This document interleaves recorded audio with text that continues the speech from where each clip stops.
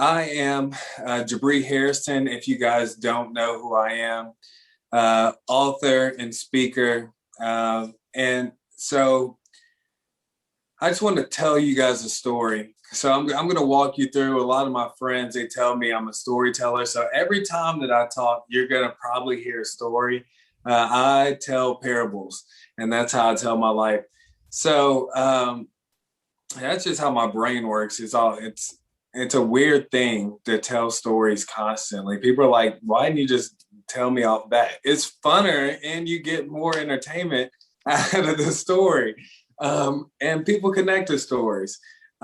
So I got into politics not too long ago. And ever since I've gotten in there, I started volunteering and things like that. And people are like, wow, a young guy, we love it. I'm knocking on doors and they're like, whoa, you're young and you're doing it. And it's like, wow. And it's like, and I'm like, okay, are there not other young people doing this? And so through that, I've gone to different levels.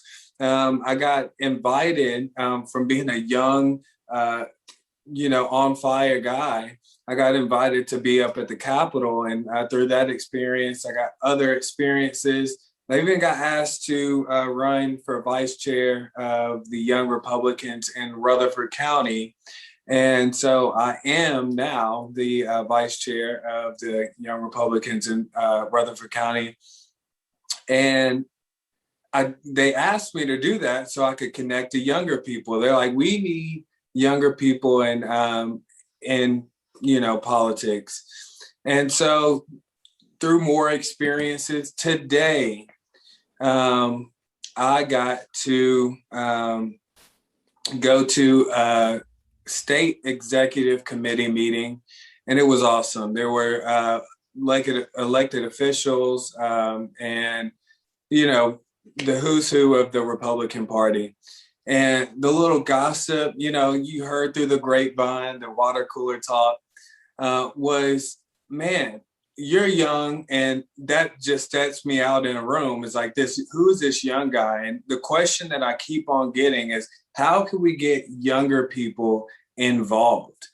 And I usually tell them, look, I don't know, I can't, I guess I have my experiences in my life, but it isn't, duplicatable through somebody else's experience. But I know that I just have a passion, and I won't stop until I don't know. I guess I won't stop, because I was going to say I won't stop until I reach somewhere or complete the task, but it feels like just more tasks come.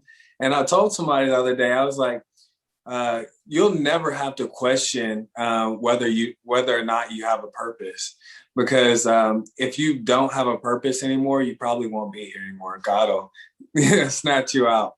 But to go further along in that question, how do we get young people involved? I've invited my good friend, my fellow partner, and since I met this man, he has been an encouragement in my life, and I look up to this guy. He brings fire, some more fire to my fire. David Thompson. Hey, how's it going, everybody? Yeah, I don't know. He has many titles, so I don't know. I don't want to mess up all that. Well, since the sign is in the background, I'll go with an easy one. I'm the Grassroots Engagement Director for Americans for Prosperity Tennessee in the greater East Tennessee area, and I'm kind of based out of Knoxville.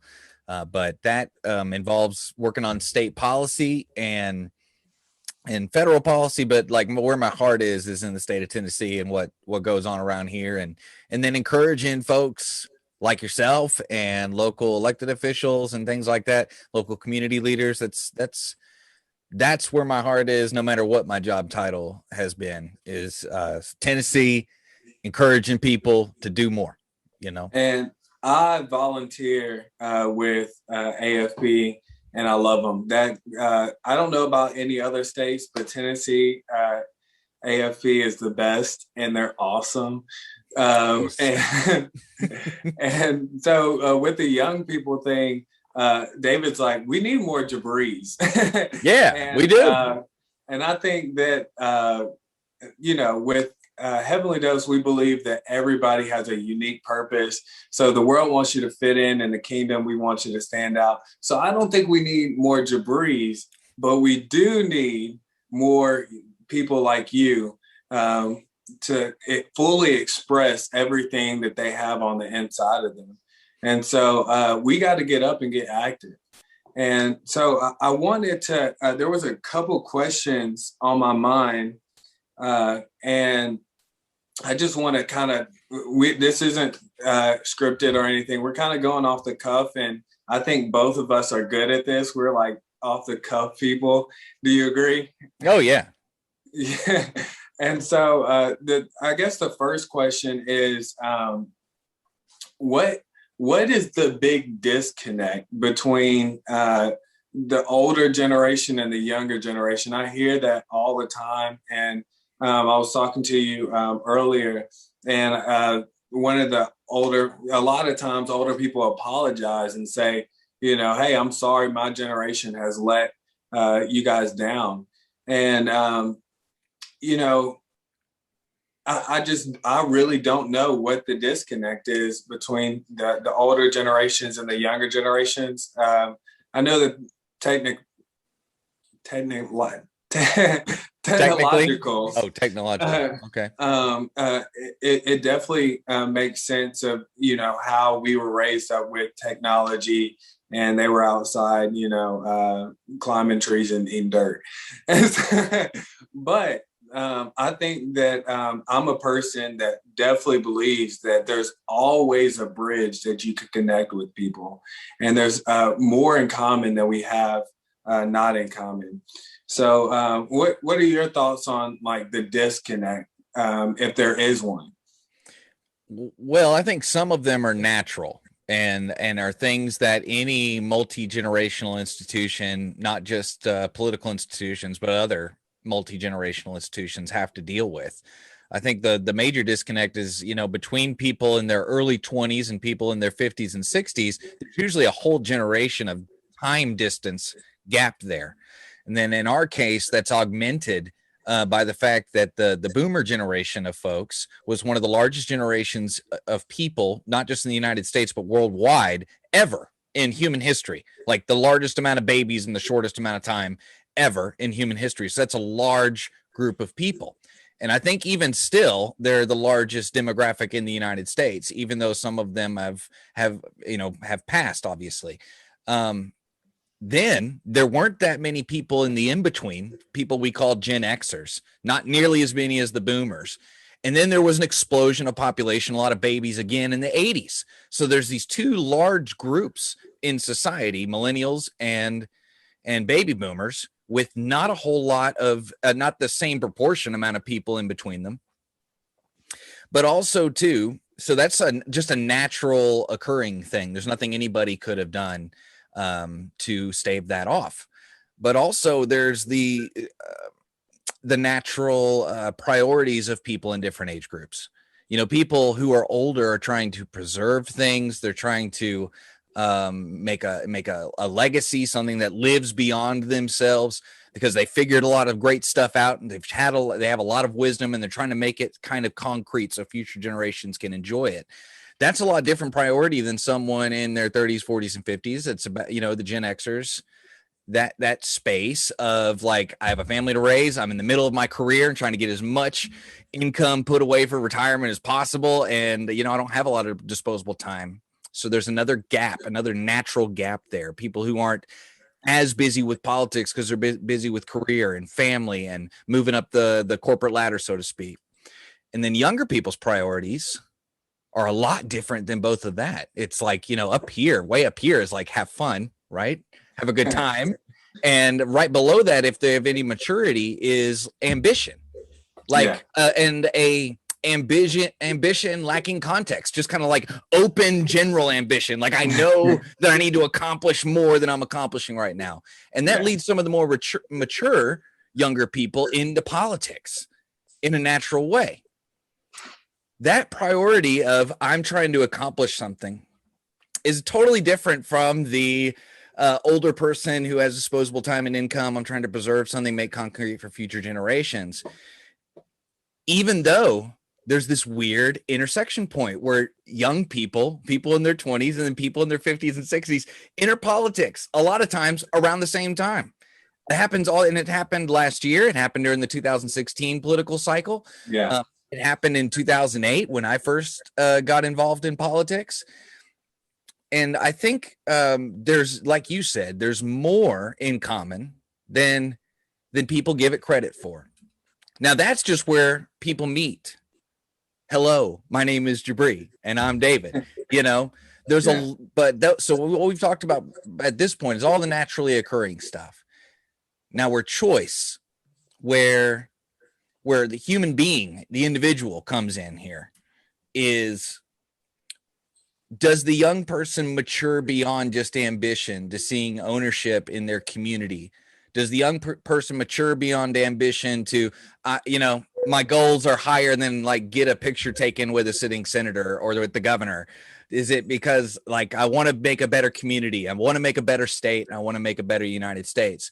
And with older people, are they identifying those people, helping them mature along, and seeing those people, those younger people, as a way to secure their legacy, pass on their wisdom into something more concrete that can be built on by future generations?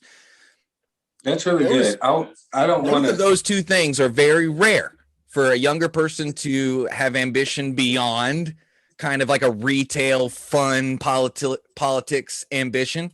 And for it's also very rare because it's a lot of it's circumstantial, right? It's like, it's got to feel right for an older person to find a younger person or a younger people to identify with, share that wisdom with, and build for future generations, as opposed to just working on candidates, just working on getting laws changed, and seeing that as the way, which in my opinion is their own version of a lacking maturity, and the same thing as a young person just wanting to get their picture taken.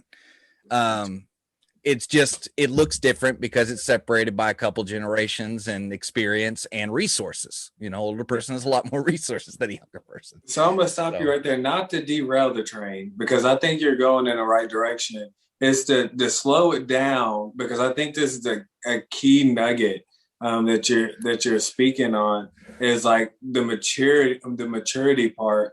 And I think people need people, and people mature and grow people. And then also, I guess John Maxwell says people are your biggest hurt, but people are your biggest healing. And I think it could be a struggle for an older person to take a younger person and try to mature them out of that just like ambition into oblivion. But it takes time, and I'm reading a lot of people are really impatient. So yeah, I'm reading a book right now. It's called The Leader's Greatest Return. It's actually signed by John Maxwell. But the same thing on the other side of like younger people actually staying committed and not being, I see that a lot. You just like open my eyes and I just like seen a billion pictures in my head. All young people wanted like that one picture with like, oh, I took a picture with this governor and, the hottest, legislator out there. And not to downplay that accomplishment, because a lot of times it means you have a whole lot of other stuff going on. You normally just don't walk off the street and get a picture with your political hero, whoever that may be. I mean, you don't just like show up one day and get a picture with Ron DeSantis or Donald Trump, or in my case, it was Ron Paul back in the day. It's usually a building process. So it's actually kind of like somewhat reasonable to make that a goal. Because of all the other things that go along with it. It's just the goal itself is kind of shallow, So I heard just the key point that I wanted to pull out is maturing past that initial phase. And when you talked about, hey, my name is Jabri, hey, my name is David, that's the introduction into something. That's that taking a picture with our legislator, or on the older side, just reaching out and kind of pushing them to vote the way that you want to vote, or vote on this bill or this legislation. That's the introduction phase into, getting into politics. But, you talked about a maturing on both sides and maturing past. So unless I'm steering you a different way, what does that maturing past look like? Well, like I said, it's different depending on who you are in those scenarios, right? So like I said, I think for a young person in today's culture, the easiest way, and we've already said it, but I'll say it again for comparison's sake, the easiest thing embedded in our culture is the maturing past the getting the perfect political Facebook profile picture. For older people, and I hate saying older, it's like, but it's older people who've gained the wisdom, the years, the disposable income, the disposable time. The maturity there is moving past just a political victory and seeing the world more than just that moment in time. Yeah. Seeing past the getting this law changed, getting this person elected, whatever that moment in time, seeing the broader picture. And part of that seeing the broader picture is I'm not just going to try to get done the thing I'm trying to get done. I'm going to try to train up 5 more me's while I'm getting that project done. I'm going to use this project, just like I said, getting the perfect Facebook photo, as a lot of other things that go along with it that get you there. Getting the project done is just something for you to do. But the real goal is sharing your wisdom, sharing the love you have for your community, and installing that in another younger, possibly younger, maybe a peer, whatever, someone who's not as far along the journey as you, installing that into another person. Because if someone else catches the same fire that you have about either an issue or about your community, that means you're doing something about it right. Because people don't imitate people who are not doing a good job, at least a better than not good job, if that makes any sense. So, for both the categories we're talking about, those are the maturing past points. For older people, it's the getting people elected and getting laws passed. For younger people, it's getting past the perfect Facebook picture. Yeah, and so with the older people, and I like what you said, that a legislation or a bill has a shelf life. Mm-hmm. It could be flipped over and spun at any moment. But if we build up, a younger person, that lasts a whole generation. That lasts a lifetime of that. Yes. That person. I have a great friend of mine, Grant Henry, is calling me. What a hero. What a hero, that guy. But he likes to say that we have to change hearts and minds. Mm. And so, and that's the thing is like, winning the battle or having a victory is awesome. But winning the war is the point. Not saying that, I don't know, that this is a war. I like saying you play to win a championship. You don't play to win the game. It's a little less violent, but it also makes a lot of sense, Thank but you. But being a championship type of player, not a win that game player, Very true. And you have to practice that way too. Yeah. So you don't practice to win the game. I guess you practice to be a championship team. You practice to win the series of games. And all the different, and so you want skills that work no matter what opponent you're playing. Yeah, that's how you break that down anyway. And there's a lot of some of the greatest coaches say that. I heard it growing up as fundamentals, because like you said, no matter if they're a big, tall team or a fast, quick team, you have the fundamentals that stay in any game. And so, we're trying to give you, I guess, in this discussion, the fundamentals of how we need to mature past. And I don't know if you were going somewhere. Stop me if you're going somewhere. But what what are the pitfalls? I know that you had a story of pitfalls of that younger people rising up and maybe even coming on the cusp of maturing past, but something, happens and it doesn't get the full maturity.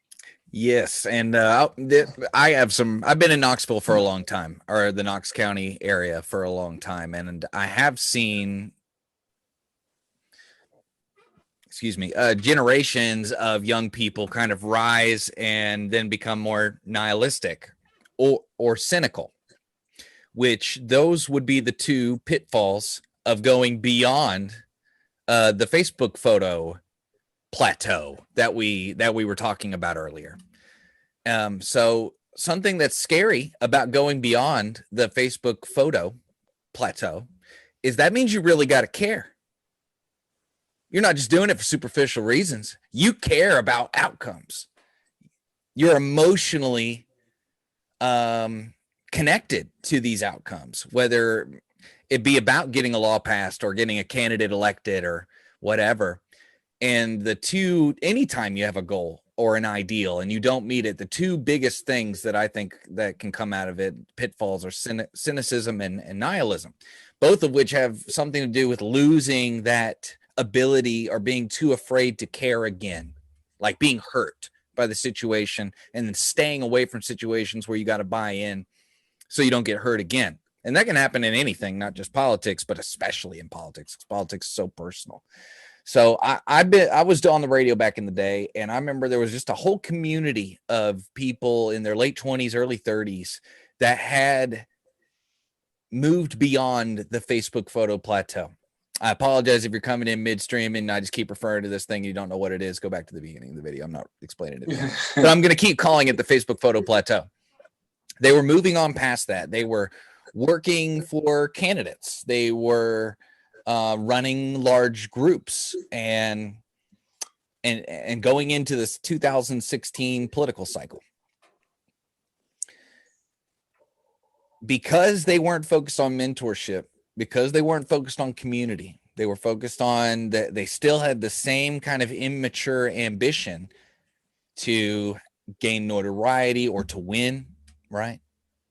Not that there's things wrong with that, but if you make that your main goal, other things will fall short, because those were the main goals: ambition, notoriety, and winning, and not community, not mentorship. They ended up tearing each other apart.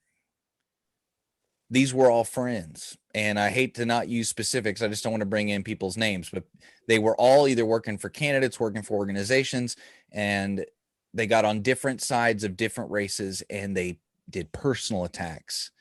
They did shared private information. They did things their candidates that they were working for were not proud of. And the end result was it imploded the young person political leadership community of Knox County, where a sizable amount of those people either moved out of Knox County and went to other states or other counties, or in some cases, like, just left the state completely and got out of politics. And the overall negatives for the community immediately were not, that noticeable. You'd have to be someone like me to know how much damage is done.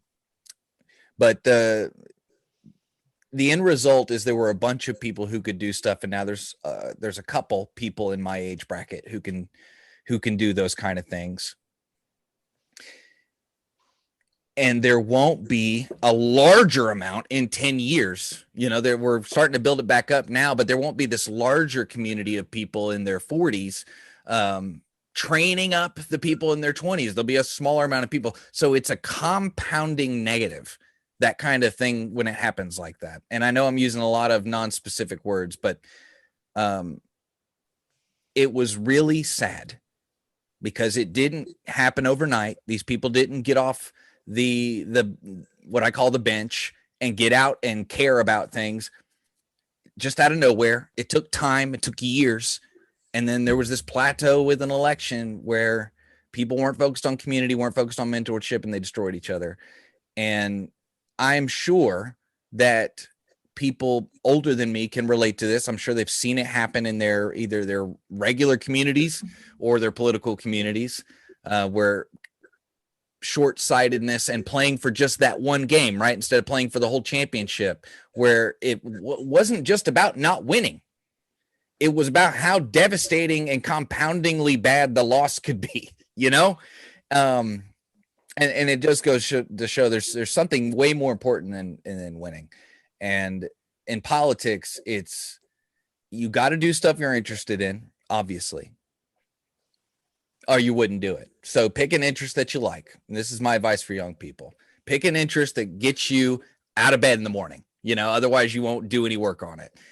And then don't be as worried about winning as playing correctly, making good relationships with people, playing the long-term game, looking for incremental, slow, but steady change in the area you're trying to change. And then always be getting mentored, be looking for mentors from above, and then be finding people younger than you. I don't care if you're 21 years old, find a high schooler and be an encouragement to them. If they're a young conservative or he or her, be an encouragement and do all those things. But that's kind of my Knoxville story of how, man, you can even get a whole bunch of people who move past the Facebook photo plateau, who've moved past it. And if they are not being led by the older generation and off just trying to figure it out, right, just trying to win a game instead of the championship, because no one's telling them about the championship. No one told them about the championship. They were playing for that one game and everybody ended up losing. And we're all still trying, like in Knox County, it's weirdly enough, pandemic has brought a whole bunch of people in that same age bracket back into politics who weren't in it before, and it's really nice. And we're getting that good foundation of talking about mentorship, being focused on community, and I really think it'll pay off for decades. I really do. And I'm going to pull out a key nugget that I just want everybody to know that, and we talk about this a lot, relationships are key. I think that's one of the biggest things. And I guess doing all these things, and this is a struggle that somebody, after you matured a little bit, is having all these things that you're doing that are helping people, but you start focusing on the things more than the people. And so the whole way through, I've just built relationships, and relationships open up doors faster than your work ethic. But what keeps you in there is your work ethic and your integrity. But I'm telling you, relationships, and nowadays it stands out if you're intentional in somebody's life. If you call somebody and, just, spend time, not talking about yourself, but talking about something that they like, or you remember something that they like, and, just different things that you could do to be intentional in a relationship, it stands out. And so relationships are key, and we can't forget about the relationships. Once we start doing things that help people, we can't forget about the people. But I don't want to lose our older crowd. We talked about some younger people maturing past, and now I want to talk a little bit about, older people maturing past that phase. And so they can't mentor 100 people, and they probably shouldn't be mentoring 0 people. So where are we at in that in the mentorship process, and for the older crowd? Oh, well, I mean, I was mentored by older people, so somebody did a good job. I mean, I got to give people, a lot of folks here in Knox County credit. I mean, there's been, I would start naming names, but I'd leave people out and I'd feel bad about it. But I've been mentored by, I don't mind saying, like, dozens of people. Older people have been around in my life in Knox County who maybe they weren't a mentor from like day one to day 1000, but they had a nice little jaunt there from like day 257 to day 364, something like that. Yeah. And they were there for me when I needed someone to be there for me, or when I was brave enough to ask. So I'll say that, because it's not like people to be mentored, young men or young women in politics, are just growing on trees. They're not. Yeah. They are as rare as a flower on a mountaintop. But when you find them, don't forget, when a young person is brave enough to ask you a mature question, give them a real answer. Ask a follow-up, maybe even reframe their question for them to help them get the answer that they're trying to get. So like, if an opportunity knocks, answer the door when it comes to mentorship, speaking to older folks. And by older, I mean anybody with more experience than other people. So that's also people in my age group. I mean, theoretically, that could be people like you, Jabri, but when mentorship knocks, you need to be ready. That means you can't just like not be making yourself the best you can be.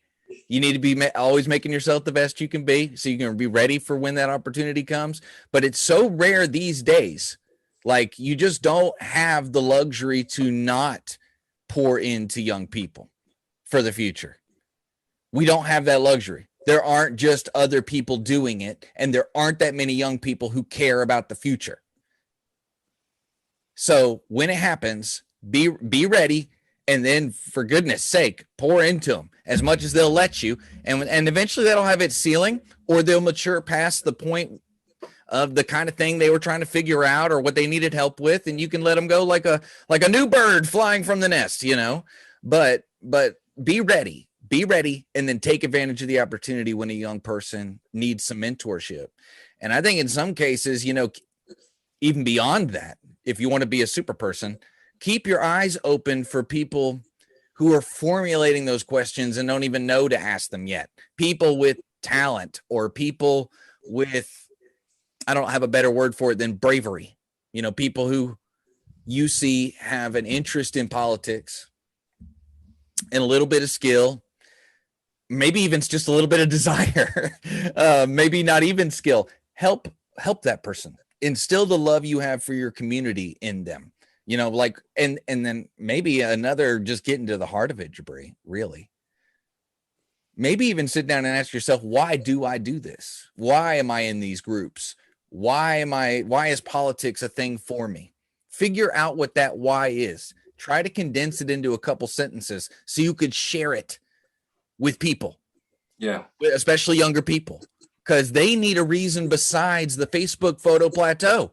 They need a reason besides ambition and winning. They need things that are more mature than that, because those aren't good enough. And if you only focus on those things, it will not have the desired result. So you need to figure out that why. If you've been doing it for a long time, it might be hard, but it'll be better than those answers these young people come up with on their own. So figure out that why, make it a couple sentences, and make it ready to share with people who will ask. I mean, I don't mind saying it. In the Bible, it says you always got to be ready to give an answer, for every question. And so really think about that answer. Because really and I say that because that's the things that people have shared with me that gave me the more than ambition, more than winning, is why they're doing what they're doing, why they ran for office, why they're running this group, why they own a business. Like, I used to work for a guy who owned a conservative talk radio station, and he would tell me why he owned a conservative talk radio station. It wasn't to be a millionaire, I'll tell you that, or the folks who were the hosts there, who eventually ran for office, like, them knowing why they did stuff propelled me beyond myself. And them being able to articulate that helped me articulate that for myself. Because, all of us are at a different point in learning, and we always got to be ready to help the next person. So there you go. And again, going back to the point, I'm a storyteller. So when you said, whenever a young person is brave enough to ask a question, and when you said to help them try to formulate what the I call it the question on their heart, and if you don't really, I'll break it down a little bit, but the question on their heart is somebody could say something, but truly there's a question behind their heart that's deeper than that. And nobody talks for no reason. There's a reason why somebody says something, and it may not come out in the words that come out of their mouth, but there's an answer on their heart. And so I thought of a story, again, a storytelling. If you see a younger person wandering, but they're going in a direction, they seem passionate, and you know where they're headed, you know that person has potential. Grab a hold of them, give them the tools that they need, show them how to use those tools, and open that door into the place that they're going. And I love when you said that it may not be, the hope from beginning to end, day one to day, 1 billion and one.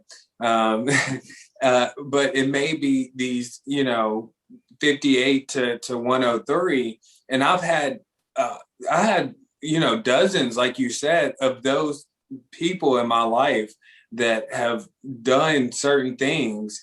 I'll go ahead. I'm a storyteller. There was I went to this church, and I wasn't going to the church. And to be honest, I really didn't like the church as much. It's the church I go to now. So, but I did like the church at the time. But that one, it was Eric McTaxis came in, and I said, wow, like, dude, like he got me on fire. And in my head, I'm telling God, I said, God, I want that book so bad that I'm going to steal the book. And I'm like, no, it's not that bad. It's going to be bad if you steal a book in church. So I walk out after the sermon, and this guy walks up with a stack of books and hands it to me and says, hey, let's go to lunch. And he poured into me. And I just think that's like crazy, it was just crazy. But that's the thing that I guess he just saw it in my eyes of that door that I wanted to go to. He equipped me. Then he went out to lunch and told me how to use it. And then he opened doors throughout the time to get me where I am. There's another mentor of mine. I just was a random guy walking in from the street. And I walked in, and I didn't know much about this organization or anything, but they had, all these big time business owners or whatever and speakers. I went in, and I had one question. So I was brave enough to go to the founder of the organization and ask the question. And you know what he said? He was like, hey, follow me. Let's walk outside. And he said, look, I'm looking to, my time is ending here, not saying that he's going to die, but at some point he's nearing the end. I'm looking to pour into younger people, and basically said, here goes my number, whatever you need, let me know. And now to this day, I mean, he's helped me, get into doors that I would have never gotten into. And so just along the way, you don't have to be day 1 to 1 million. Just be that whenever you can. And like you said, pour into that person as much as, they'll allow you. And I just love everything that you said, but that's my testimony. I love it, man. And those are great examples of folks doing what needs to be. This is how humanity works. This is how we update the system. This is how the system doesn't fall apart and break into pieces like the Dark Ages. This is how you do it, is you share wisdom multi-generationally. And I just want to throw out one more thing, getting back to the very beginning of this little podcast thing here was, how do we get more younger people involved? That was the heart of the question, bringing it all back. And one more thing I wanted to add to that, or maybe even answer it directly in a way we kind of been going all around it. The conventional wisdom is young people want free stuff. Young people want flashy stuff. Young people want you to give them things. Okay? That's the conventional wisdom, and it's wrong. It's wrong. It doesn't work. It doesn't work, especially if that's all you focus on is make sure everything's free, make sure everything's flashy, and just give them stuff. Don't make it difficult, right? Don't make it difficult. If it's too difficult, young people won't do it. Yeah. That's the conventional wisdom. You need to take that conventional wisdom and throw it in the trash can. You know what makes the right young people go to the next level? Not giving them stuff, giving them responsibility. Now, that's going to be scary, right? If you're someone who's in charge of a system, letting even a small part of that system be run by someone with less wisdom than you is scary, but that's how young people level up. And in my opinion, young people in our culture are so starved for that.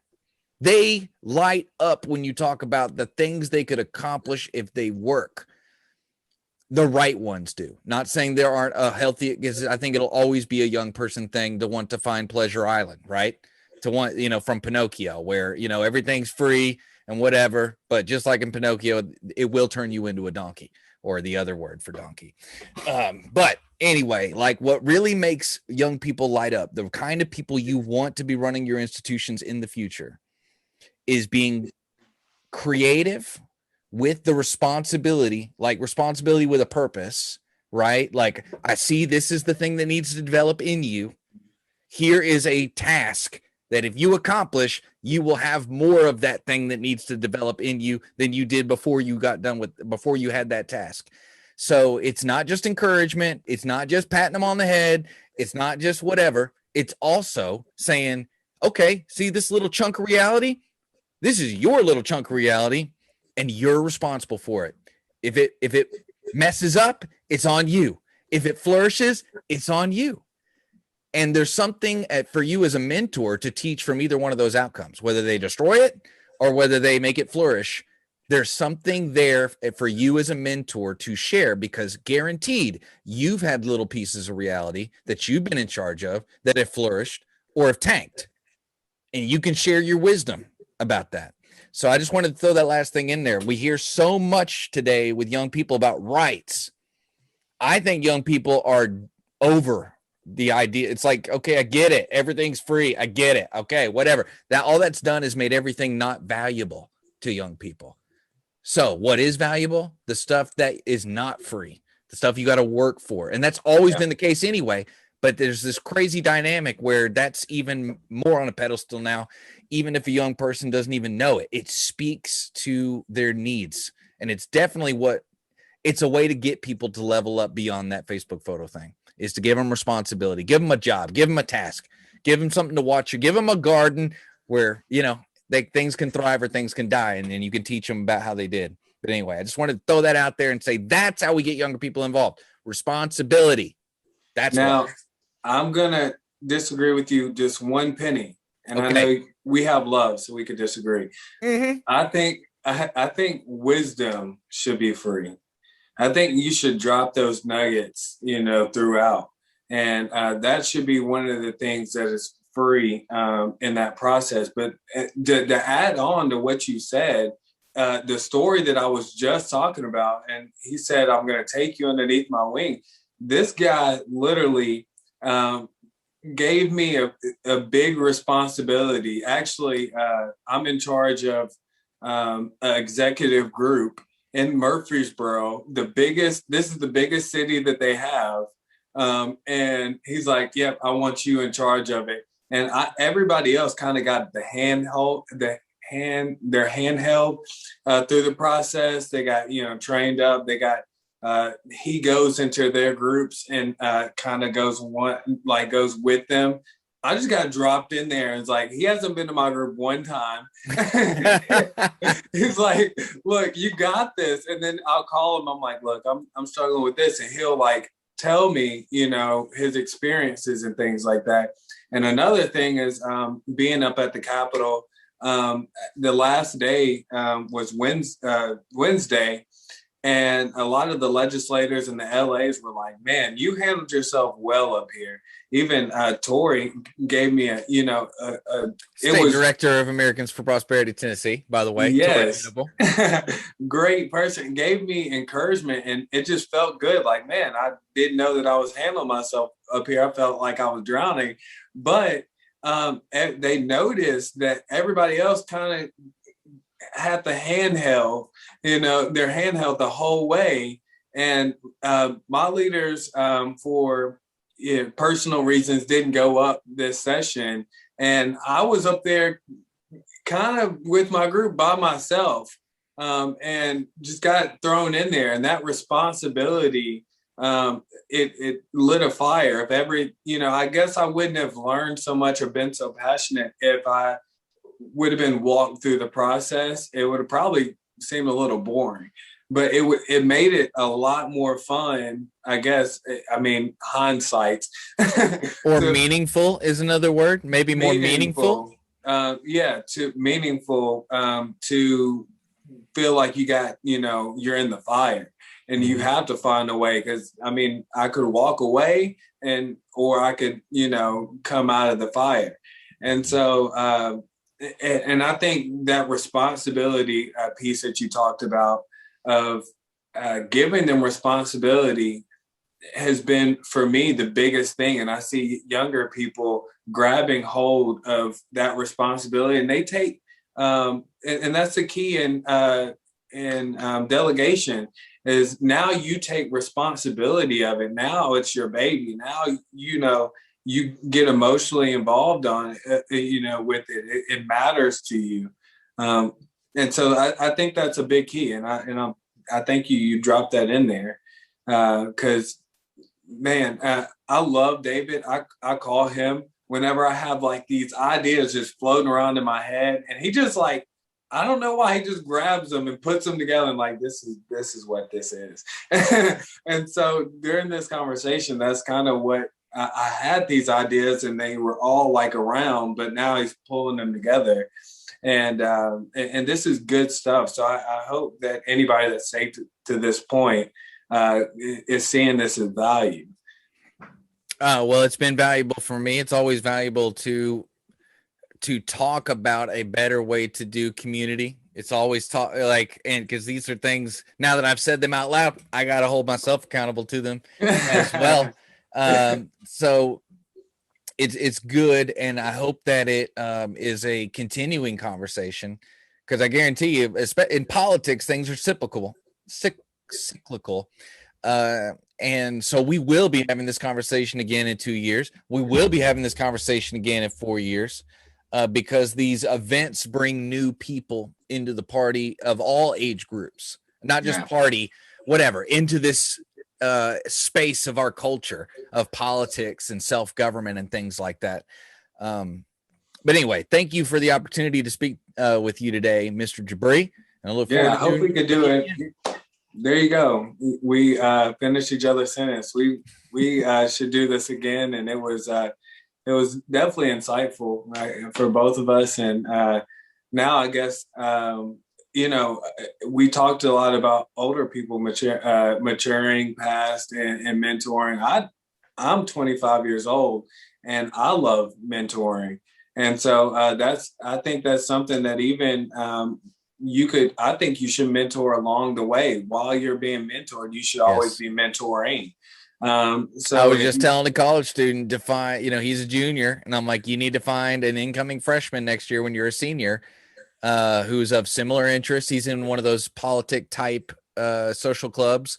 And I said, if you get a young person who's not an idiot, a complete moron, someone who's like, worth putting your time into, put the time into them. Yeah. And what you've worked on, what you've learned will live on at this university past you, and maybe even multiply, if God wills it and all that kind of stuff. So it's good. It's definitely good. And you're never too young for it, really. Yeah. I call it being a river, not a lake. A lake, a lot of stuff goes into it and it never comes out and it dies. But a river, it's always flowing and has new life. because it has multiple streams that are going out. So whatever you're learning, the way that you're growing, the wisdom that you're getting, please just disperse it as much as possible. Don't be a withholder, a reservoir, a lake, and hold all these things in. And thank you for that. But we have to let it go. And like I said, like David said, it's always good, to be mentored and be mentoring at the same time. So we're still dropping dimes at the end. That's right. But we thank you guys for anybody who made it this far. And we really don't even know what this is, but we thought it would be very valuable for anybody listening. And let us know how valuable it was. Reach out to us.